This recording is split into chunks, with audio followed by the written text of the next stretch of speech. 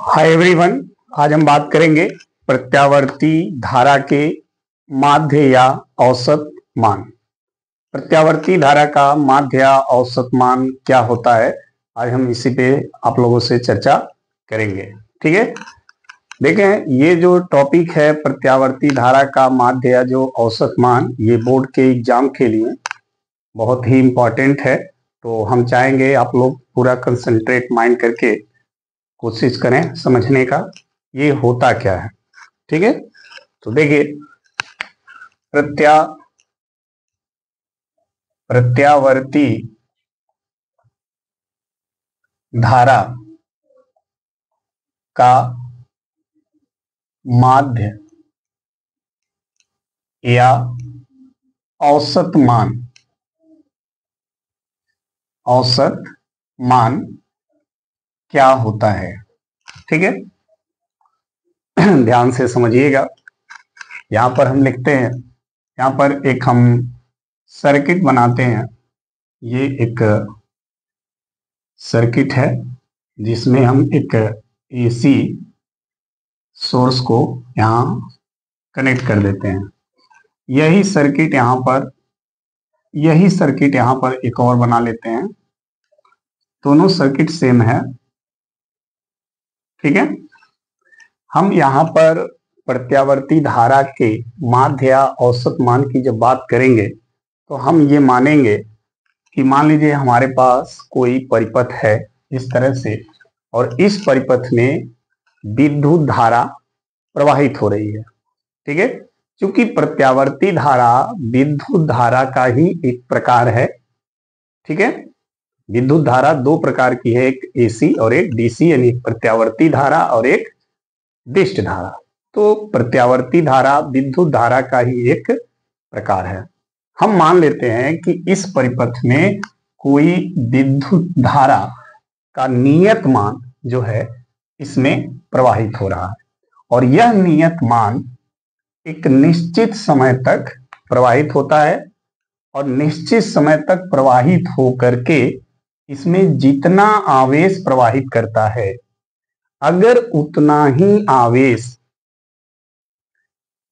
उसी परिपथ में, दोनों परिपथ एक ही है, उसी परिपथ में अगर प्रत्यावर्ती धारा प्रवाहित होकर के अपने आधे चक्र में उतना ही आवेश प्रवाहित कर दे, तो इस नियत धारा को, इस प्रत्यावर्ती धारा का माध्य या औसत मान कहते हैं।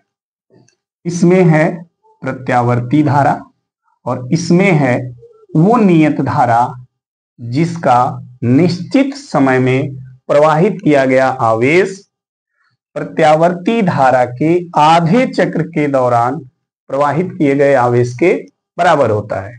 तो इस नियत धारा को, इस प्रत्यावर्ती धारा का औसत मान या माध्य मान कहते हैं। तो औसत मान या माध्य मान को हम ए भी से प्रदर्शित करते हैं। ठीक है, ध्यान से समझिएगा। इसका डिफिनीशन देखिए, विद्युत धारा का वह नियत मान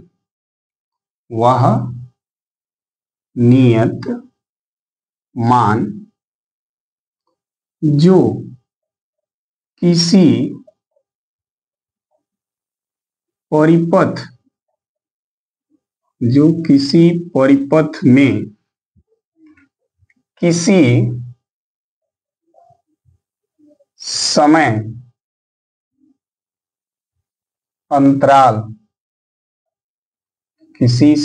अंतराल में प्रवाहित होकर उतना ही होकर जितना आवेश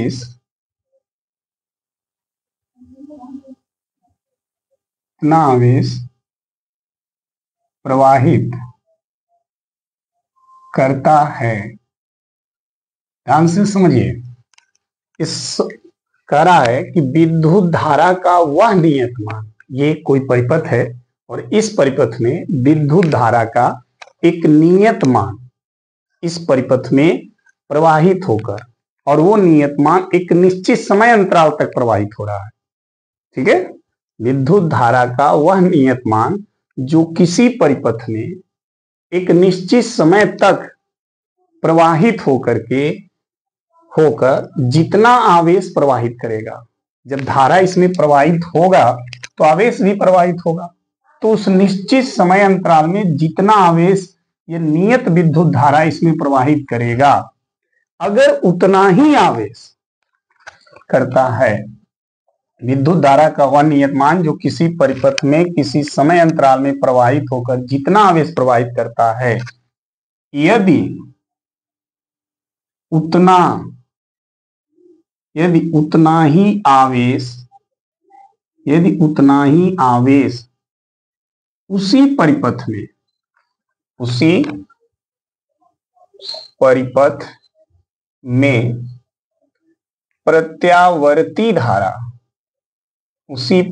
में प्रत्यावर्ती धारा उतने ही समय अंतराल में प्रवाहित होकर, ध्यान रखिएगा, यदि उतना ही आवेश उसी परिपथ में प्रत्यावर्ती धारा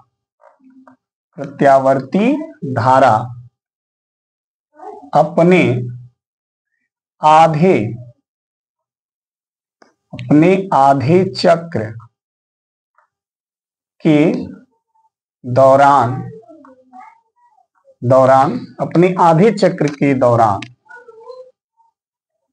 उतना ही आवेश उसी परिपथ में प्रत्यावर्ती धारा अपने आधे चक्र के दौरान प्रवाहित करता है तो उस नियत धारा को प्रत्यावर्ती धारा का माध्य या औसत मान कहते हैं।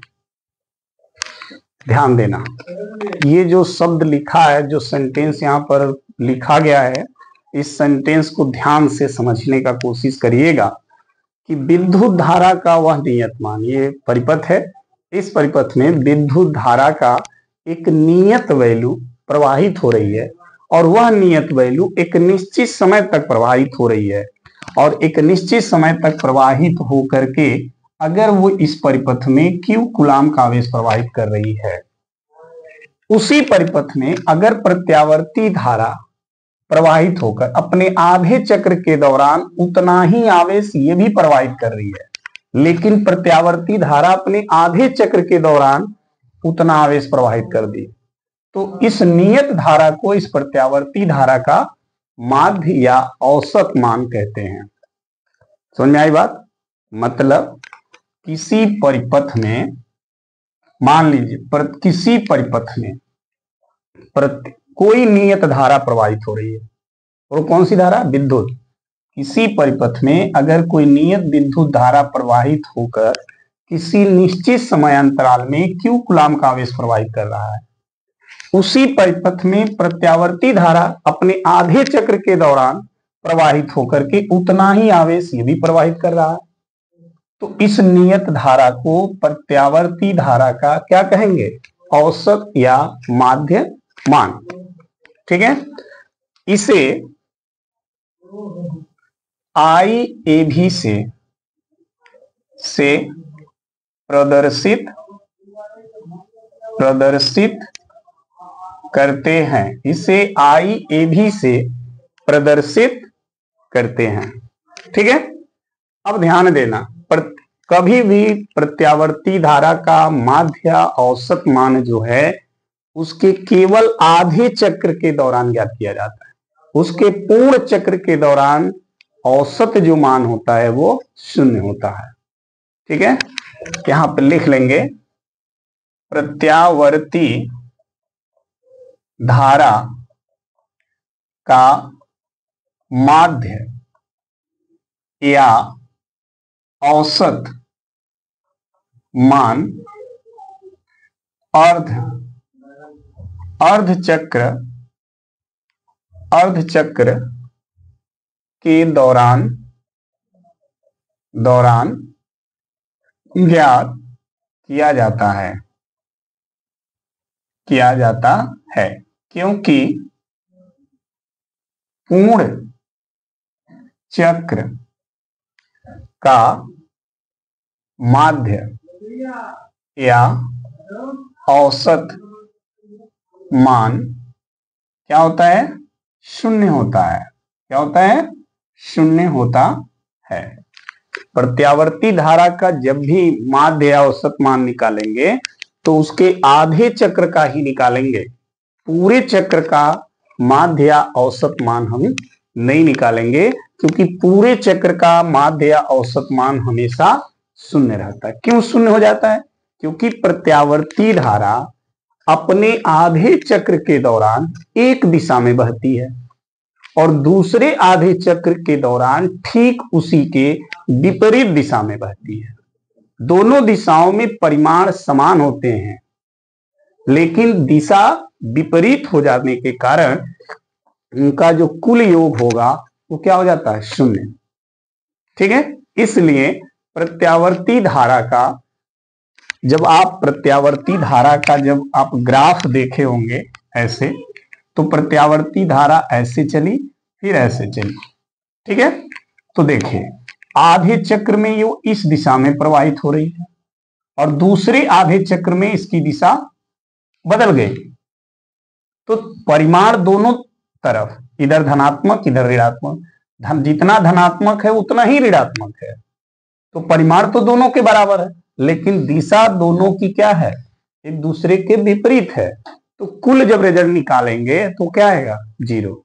इसलिए प्रत्यावर्ती धारा का औसत या माध्यमान हमेशा आधे चक्र का ज्ञात किया जाता है।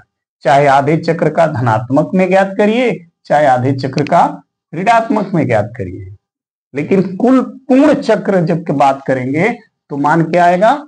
0 हो जाता है, क्योंकि पूर्ण चक्र में प्रत्यावर्ती धारा आधा चक्र धनात्मक में होती है और आधा चक्र ऋणात्मक में होती है, जिसके वजह से उसका कुल मान क्या हो जाता है? 0 हो जाता है। ठीक, अब आते हैं हम गणना करते हैं प्रत्यावर्ती धारा का माध्य औसत मान की गणना। अब यहां पर हम गणना करेंगे। प्रत्यावर्ती धारा का जो ताक्षणिक मान होता है, ध्यान रखिएगा, प्रत्यावर्ती धारा का जो तात्कालिक मान या ताक्षणिक मान होता है, तात्कालिक जो मान होता है, इसी को हम ताक्षणिक मान भी कहते हैं। मान जो होता है वो कितना होता है? तो प्रत्यावर्ती धारा का तात्कालिक मान होता है I = I0 sin ωt।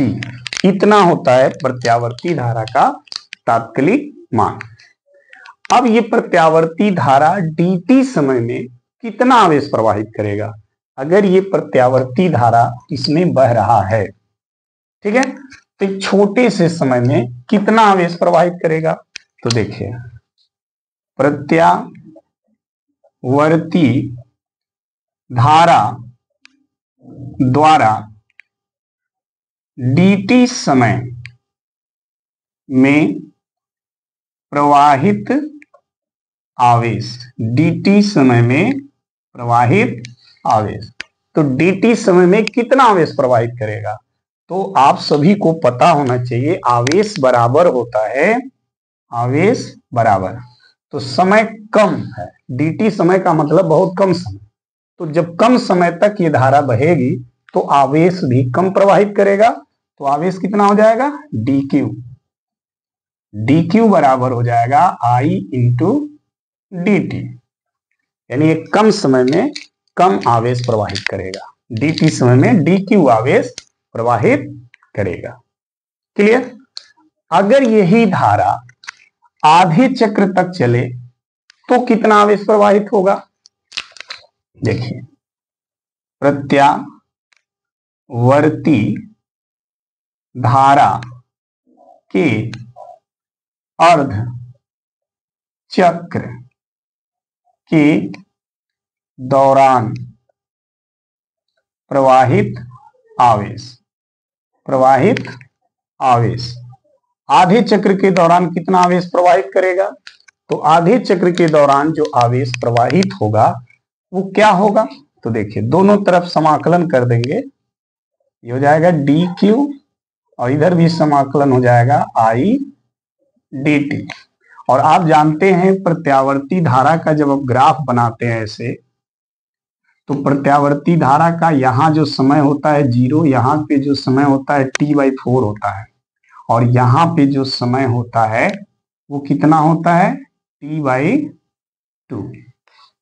ठीक है, तो आधे चक्र में 0 से t/2 तक वो दूरी तय करे, 0 से t/2 होगा। अगर आधा चक्र चल रहा है प्रत्यावर्ती धारा तो समय 0 से कहां तक? t/2 हो जाएगा।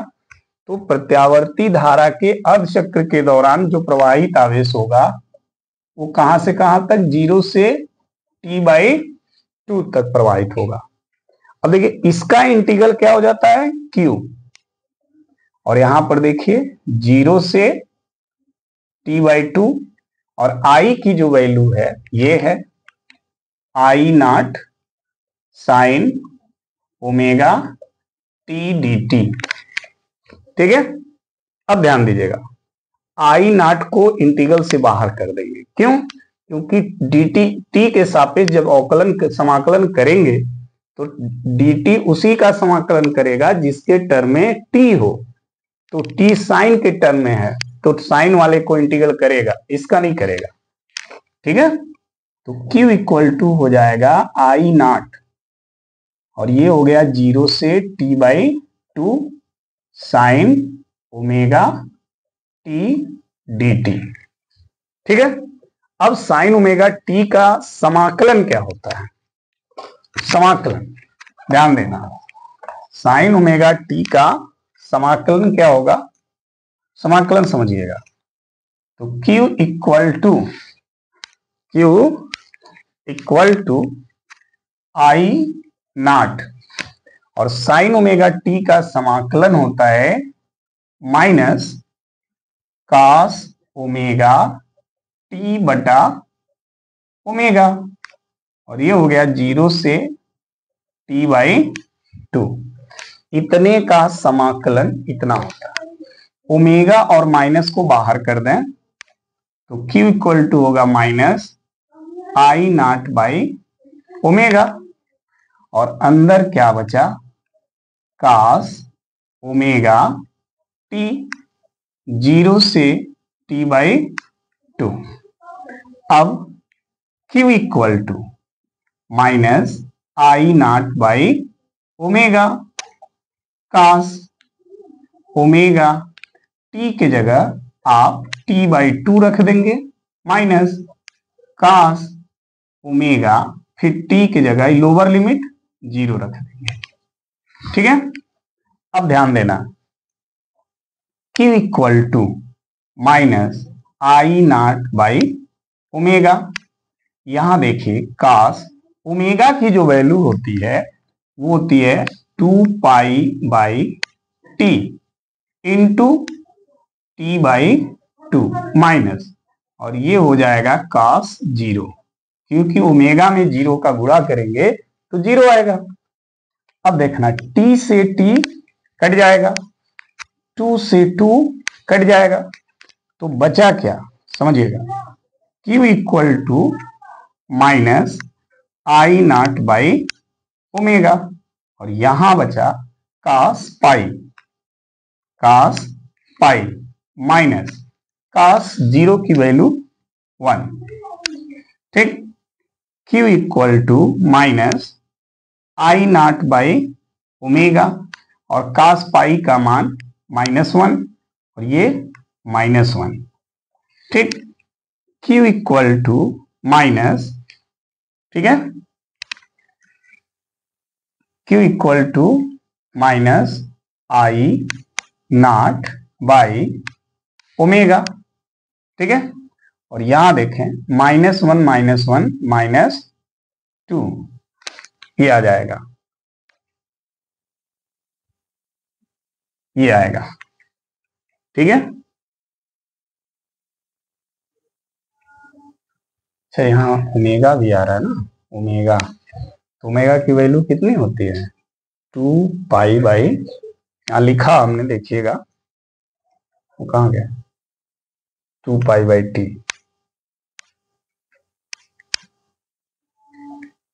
2 pi by T.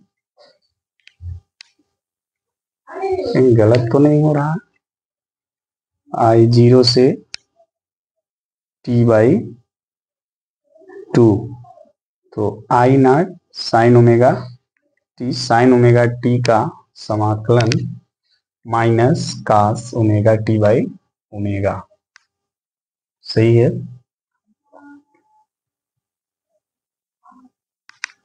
To pi by T, यहां तक तो सही आ रहा है, कास सही है, भी सही है, तो गलत कहां जा रहा है, 2 पाई बाई टी। अच्छा हाँ, ठीक ठीक, अब देखिएगा ध्यान से, सही है, Q माइनस, और हाई माइनस क्या हो जाएगा plus, okay, minus minus plus, ये हो गया 2 आई नॉट बाई ओमेगा।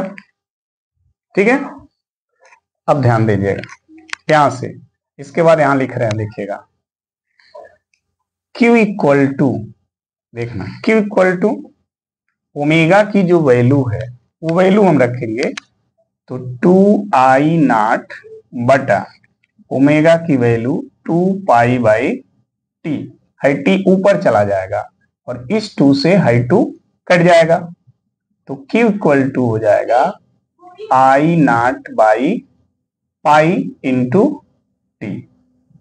ठीक है, ये हो गया इक्वेशन फर्स्ट। यानी प्रत्यावर्ती धारा अगर इस परिपथ में आधे चक्र तक प्रवाहित होती है तो आधे चक्र में कितना आवेश प्रवाहित करेगी, इतना। ठीक है, समझ में आ गई बात। अब आते हैं इस वाले में। ठीक, अब ये देखते हैं कि इस वाले परिपथ में जो नियत धारा प्रवाहित हो रही है वो नियत धारा एक निश्चित समय में कितना आवेश प्रवाहित कर रही है। फिर दोनों के आवेश को बराबर करेंगे, क्योंकि परिभाषा यही है कि अगर एक निश्चित समय में ये इसमें बहने वाली नियत धारा जितना आवेश प्रवाहित करेगी, अगर उतना ही आवेश उसी परिपथ में प्रत्यावर्ती धारा आधे चक्र में प्रवाहित करेगी, तो इस नियत धारा को प्रत्यावर्ती धारा का क्या कहेंगे, माध्य या औसत मान। यही आपका डिफिनीशन है। तो अब इसमें बात करेंगे, लिखेंगे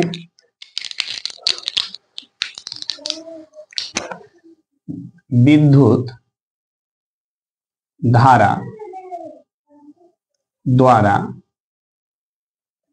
T/2, ये समय है, T/2 समय में प्रवाहित क्या आवेश, एक विद्युत धारा I क्या माना है, I एवरेज द्वारा T/2 सेकेंड या समय में प्रवाहित आवेश। ठीक है, अब इस धारा द्वारा T/2 समय में कितना आवेश प्रवाहित होगा, तो देखिए कितना आवेश होगा, उस आवेश की हम गणना कर लें। तो आवेश बराबर होता है क्या, धारा गुणे समय। तो धारा है I एवरेज और समय कितना माना है T/2 और ये हो गया इक्वेशन सेकंड। ये जो इक्वेशन है वो इस परिपथ का है और ये जो इक्वेशन है वो इस परिपथ का है। दोनों इक्वेशन का हम क्या करेंगे, तुलना करेंगे। तो लिखेंगे समीकरण 1 और 2 से दोनों समीकरण का देखिए आवेश क्या है, बराबर क्यू क्यू है। ये भी अपने प्रत्यावर्ती धारा, इसने अपने आधे चक्र में कितना आवेश प्रवाहित किया, क्यू, जिसका मान यहां है। और इसमें वो नियत धारा अपने T/2 समय में कितना आवेश प्रवाहित किया, क्यू। तो दोनों के आवेश बराबर हैं, ठीक है।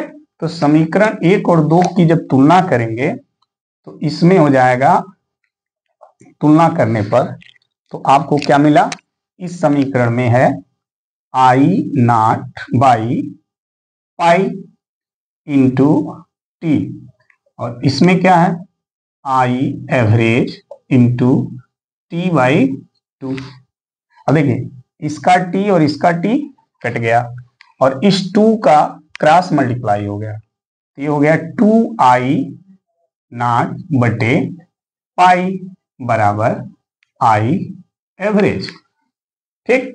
यानी ये हो गया प्रत्यावर्ती धारा का क्या, औसत मान या माध्य मान, ये उसका सूत्र हो गया, ठीक है। अब देखिए हम पाई से अगर 2 में भाग दें, पाई से 2 में अगर भाग दें तो आई एवरेज की जो वैल्यू आएगी वो आएगी 0.637, ठीक है, इंटू I0। अगर पाई के मान से इस 2 में भाग दोगे तो इतना आएगा, तो आई एवरेज हो जाएगा 0.637 I0। यानी प्रत्यावर्ती धारा का जो माध्य या औसत मान जो होता है वह उसके शिखर मान का इतना गुना होता है। इसी को अगर हम परसेंटेज में बदलें, परसेंटेज में, तो आई एवरेज बराबर हो जाएगा 63.7% किसका, I0 का। ये परसेंटेज में आ जाएगा, यानी प्रत्यावर्ती धारा का जो माध्य या औसत मान होता है वो उसके शिखर मान का इतना % होता है। समझ में आ गई बात। अगर आपसे कोई प्रश्न करता है कि प्रत्यावर्ती धारा का औसत मान शिखर मान का कितना % होता है, तो औसत मान उसके शिखर मान का 63.7% होता है, ठीक है। इसी तरह से प्रत्यावर्ती वोल्टेज भी होता है। प्रत्यावर्ती वोल्टेज का भी अगर आप औसत मान लिखोगे तो E एवरेज बराबर हो जाएगा 63.7 VE0, ठीक है। प्रत्यावर्ती धारा का जो प्रत्यावर्ती वोल्टेज का जो औसत मान होता है वो प्रत्यावर्ती वोल्टेज के शिखर मान का इतना % होता है। इसी तरह से यह भी हो जाता है। क्लियर, समझ में आ गई बात। या अगर इस तरह सूत्र इसका लिखेंगे तो E एवरेज बराबर हो जाएगा 2E0/π। जिस तरह से प्रत्यावर्ती धारा का है उसी तरह से प्रत्यावर्ती वोल्टेज का भी औसत मान या माध्य मान होता है। तो आई होप आपको हमारा ये जो वीडियो है पसंद आया होगा अच्छे से, ठीक है। फिर अगला वीडियो लेकर आपसे मिलेंगे, तब तक के लिए धन्यवाद।